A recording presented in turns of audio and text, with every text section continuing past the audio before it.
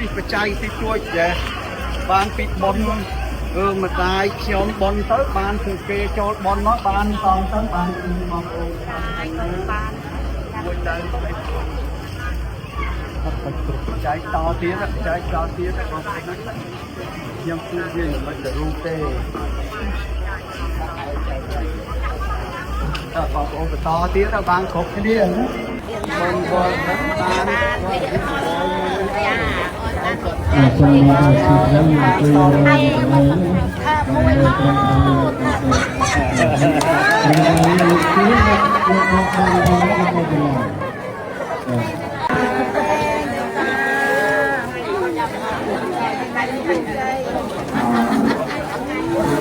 ជួយថាមួយ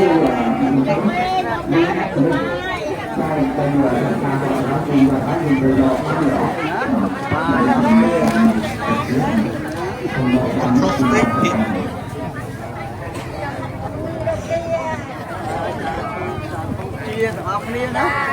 ជាទាំងអស់គ្នាសុខចម្រើនទាំងអស់គ្នាចាំអរគុណណា